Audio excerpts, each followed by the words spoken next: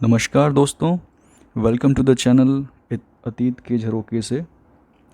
दोस्तों, आज मैं चैनल स्टार्ट कर रहा हूँ। इस चैनल के स्टार्ट करने का मकसद है कि जैसा कि हम सब जानते हैं कि हमारा देश भारत इतना प्राचीन देश है और इसमें अनगिनत तरह की इसमें घटनाएं हुई हैं, विलक्षण तरह की घटनाएं हुई हैं जो अतीत के इतिहास में हैं, एक्चुअली अतीत में हैं, और हम सब शायद इन सब से अनजान हैं या इसको हमें जानने की ज़रूरत है कि हमारा भारत कैसा था और हमारे यहाँ क्या क्या कथाएं, लोक कथाएं, क्या क्या हुआ था।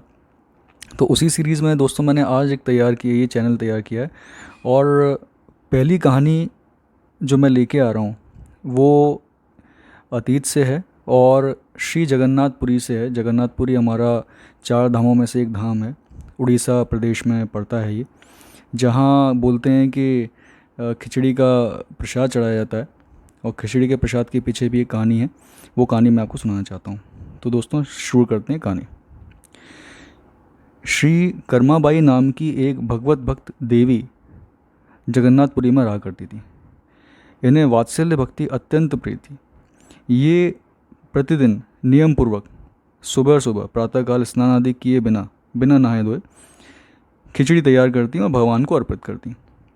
प्रेम के वश में रहने वाले श्री जगन्नाथ जी भी प्रतिदिन सुंदर सलोने बालक के वेश में आकर श्री कर्मा जी की गोद में बैठकर खिचड़ी खाने का आनंद प्राप्त करते। श्री कर्मा जी सदैव चिंतित रहा करती थी कि बच्चे के भोजन में कभी विलम्ब न हो जाए। इसी कारण वे किसी भी विधि विधान के पचड़े में न पड़कर अत्यंत प्रेम भाव से सवेरे ही सवेरे खिचड़ी तैयार कर लेती। एक दिन की बात है, श्री कर्माजी बाई के पास एक साधु आए।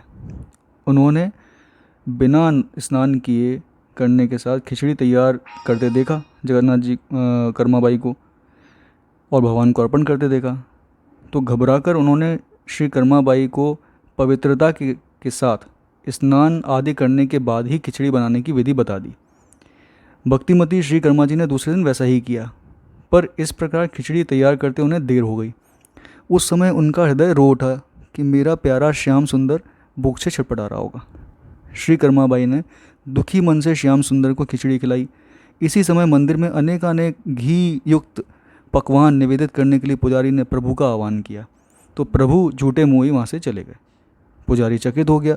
उसने देखा कि उस दिन भगवान के मुखारविंद में खिचड़ी लगी हुई है। पुजारी भी भक्त था। उसका हृदय क्रंदन करने लगा। उसने अत्यंत कातर भाव से प्रभु से असली बात जानने की प्रार्थना की। तो प्रभु ने उत्तर दिया, नित्य प्रतिदिन प्रातःकाल में कर्माबाई के पास खिचड़ी खाने जाता हूँ। उनकी खिचड़ी मुझे बड़ी प्यारी लगती है, पर आज एक साधु ने जाकर उन्हें स्नान आदि की विधियाँ बता दी, इसलिए मुझे क्षुधा का तो कष्ट हुआ ही, शीघ्रता में झूठे मुँह मंदिर में भी आना पड़ा। तो भगवान के आज्ञा अनुसार पुजारी ने उस साधु को ढूंढकर प्रभु की सारी बातें सुना दी।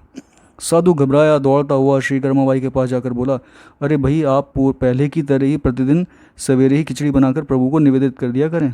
आपके लिए किसी भी नियम कानून की आवश्यकता नहीं है। श्री कर्माबाई उसी तरह प्रतिदिन सवेरे भगवान को खिचड़ी खिलाने लगी। श्री कर्मा जी परमात्मा के पवित्र और आनंदमय धाम में चली गईं, पर उनके प्रेम की गाथा आज भी विद्यमान है।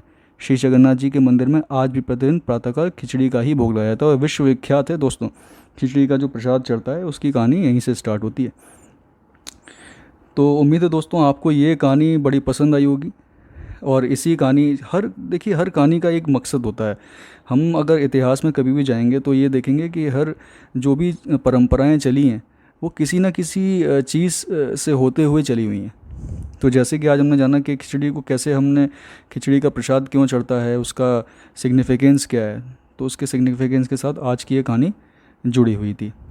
तो उम्मीद है दोस्तों आपको ये कहानी ज़रूर पसंद आई होगी। इसी तरह की और भी कहानियाँ मैं आपके लिए लेके आता रहूँगा, क्योंकि कई ऐसी कथाएं हैं जो वाकई जाननी चाहिए। तो आज के लिए इतना ही। नमस्कार दोस्तों।